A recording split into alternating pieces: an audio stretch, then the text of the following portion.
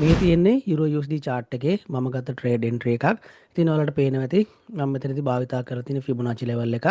ඉතින් අද දිනේ 2025 6 වෙනි මාසේ 9 වෙනිදා වෙලා පස්වරු 6:50යි. Euro USD එකේ 15 minute time frame එක මම බලාගෙන ඉන්නේ. එතකොට higher time frames එහෙම හරියට ඇනලයිස් කරගෙන ඇවිල්ලා ඇනලයිස් කරන time frame එක විදිහට 15 minute එක අරගෙන තමයි මම මේ වෙලාවේ trade එකට entry එක අරගෙන තියෙන්නේ. එතකොට market එකේ inducement වලට පේනවා ඉතින් මෙහෙම හදලා තියෙනවා. ඒ inducement market එකේ නැවත අරගෙන තියෙනවා. ඊට පස්සේ මම මොකද්ද කරලා තියෙන්නේ? මම මෙන්න මෙතන ඉඳන් මෙතෙන්ට fib එක දාලා Fibonacci level එක mark කරගෙන තියෙනවා. අපි mark කරගත්ත Fibonacci level එකට market එක ඇවිල්ලා තියෙනවා. ඒකත් එක මම මෙතනින් entry එක ගන්නවා. මගේ TP එක මම මෙන්න මෙතෙන්ට තියාගන්නවා.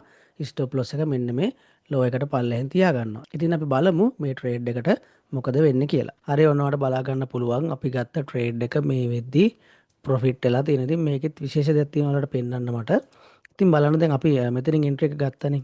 මෙන්න මෙතනින් එන්ට්‍රි එක ගත්තට පස්සේ මාකට් එක මෙන්න මෙහෙම ඉහළට ගිහිල්ලා මේ TP එක ළඟට ගිහලා මාකට් එක නැවත එකපාරට ඩවුන් වෙලා තියෙනවා. ඔයාලට බලා ගන්න පුළුවන්. මෙන්න මේ වගේ ඩවුන් වෙලා බලන්න අපි ස්ටොප් ලොස් එක තියෙන මෙතන. ඒ කියන්නේ මෙන්න මේ ලෝ එකට පල්ලෙහෙන් අපි ස්ටොප් ලොස් එක තියාගත්තේ. මෙන්න මෙතන ලෝ එකට පල්ලෙහෙන් ස්ටොප් ලොස් එක තියාගත්තා. අපේ ස්ටොප් ලොස් එක හිට් කරේ නැහැ. මොකද ප්‍රධාන පොයින්ට් එකකට පල්ලෙහෙන් තමයි අපි ස්ටොප් ලොස් තියාගත්තේ. හරිද? ඊට පස්සේ නැවත මාකට් එක මෙන්න මෙහෙම ඉහළට ගිහිල්ලා අපේ TP එක හිට් කරලා තියෙනවා. එතකොට මේකෙදි වෙලා තියෙන්නේ දැන් ගොඩක් අය මෙන්න මේ ලෙවල්ස් වලින් එන්ට්‍රි ගන්නවනේ.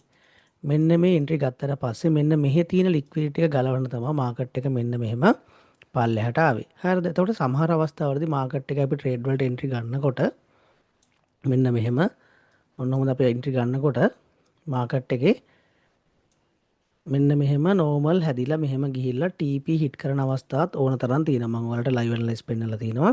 ඒ වගේ කෙලින්ම ගිහිල්ලා මේ වගේ TP හිට් වෙලා තියෙනවා. හරිද? ඒ කියන්නේ මේ යන මූවමන්ට් එකේම මෙහෙම ගිහිල්ලා TP හිට් වෙන අවස්ථා ඕන තරම් තියෙනවා. සමහර අවස්ථාවලදී මාකට් එකේ මෙන්න මේ වගේ දේවලුත් සිද්ධ වෙන්න පුළුවන්. නමුත් අපි ස්ටොප් ලොස් මෙන්න මේ වගේ මේජර් ලෝ එකකට පල්ලෙහෙන් තියාගත්තාම ස්ටොප් ලොස් වල හිට් වෙන්න තියෙන සම්භාවිතාවය ගොඩක් අඩුයි. ඉතින් සමහර අවස්ථාවල ස්ටොප් ලොස් හිට් වෙන්න පුළුවන්. ඒක තමයි ට්‍රේඩින් කියලා කියන්නේ. ස්ටොප් ලොස් හිට් වෙන්න පුළුවන්. මොකද අපි ගත්තොත් එහෙම ට්‍රේඩින් වල ප්‍රොෆිට් එක අපේ ආදායම ලොස් එක අපේ වියදම. එතකොට අපි කරන්න ඕනේ අපේ ආදායම. ඒ කියන්නේ අපි ප්‍රොෆිට් කරන ප්‍රමාණය වැඩි කරන එක. මොකද අපි සමහර වෙලාවට දාන ට්‍රේඩ් ලොස් වෙන්න පුළුවන්. හරිද? එතකොට අපේ ආදායම එහෙම නැත්නම් අපි ප්‍රොෆිට් එක වැඩි කරගත්තාම ලොස් එකට වඩා අපිට යම්කිසි ප්‍රොෆිට් එකක් ඒ කියන්නේ යම්කිසි ලාභයක් මෙන්න මේ බිස්නස් එකේදී ලබා ගන්න පුළුවන්. මෙන්න මේක තමයි අපි ට්‍රේඩින් වලදී කරන්නේ. එතකොට අපි ට්‍රේඩ් එකක් දැම්මට පස්සේ අපි දැනගන්න ඕනේ ඒකේන රිසල්ට් එක බාර ගන්න. හරිද? දැන් අපි මෙතන ට්‍රේඩ් එකක් ගත්තට පස්සේ මොකද කරන්න අපි අපේ TP හිට් වෙනකන් අපි බලන්න ඕනේ. මොකද අපි රිස්ක් රිවෝඩ් රේෂියෝ එකක් තියාගන්නවා. හරිද? අන්නේ රිස්ක් රිවෝඩ් රේෂියෝ එක අපිට ගොඩක් වැදගත්. ඒ හින්දා අපි රිස්ක් රිවෝඩ් රේෂියෝ එක තියාගන්නවා. ඉතින් ඒ රිස්ක් රිවෝඩ් රේෂියෝ එක ගන්නකම් අපි මාකට් එකේ ඉවසලා බලාගෙන ඉන්න ඕන. මොකද අපි මේජර් පොයින්ට් වලට පල්ලෙහෙන් ස්ටොප් ලොස් තියාගන්න නිසා ගොඩක් වෙලාවට ස්ටොප් ලොස් හිට් වෙන්න තියෙන සම්භාවිතාවය ගොඩක් අඩුයි. හරිද? එතකොට ට්‍රේඩ් එකක් දැම්මට පස්සේ ලැබෙන රිසල්ට් එකට ඔයා ඇක්සෙප්ට් කරන්න ඕනේ. ඒ කියන්නේ ඒක ප්‍රොෆිට් එකක් නම් ප්‍රොෆිට් එකේ හිට් වෙනකන් ඔයා ඒක ඉවසලා බලාගෙන ඉන්න ඕනේ. එතකොට ඒක ලොස් එකක් යනවා නම් ඒ ලොස් එක ඇක්සෙප්ට් කරන්නත් ඔයා පුරුදු වෙන්න ඕනේ. හරිද? මෙන්න මේ විදිහට තමයි අපි මේක කරගෙන යන්නේ.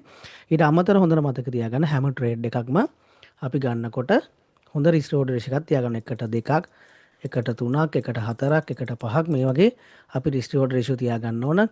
එතකොට මම ලයිව් ඇනලයිස් වලදී මෙන්න මේකට 5 ගන්න ඒවත් ඔයාලට පෙන්නලා තියෙනවා. 1:3 1:4 1:2 මේ හැම ක්‍රමයක්ම මම ඔයාලට පෙන්නලා දීලා තියෙනවා. ලයිව් ඇනලයිස් ප්ලේලිස්ට් එක මේ එන්ඩ් ස්ක්‍රීන් එකේ තියෙනවා. ඒ වීඩියෝස් බලන්න. හරිද? එතකොට මෙන්න මේ විදිහට අපි කරගෙන යන්නේ. අපි තවත් ලයිව් ලෙසන් එකකින් ඉක්මනින් හම්බෙමු.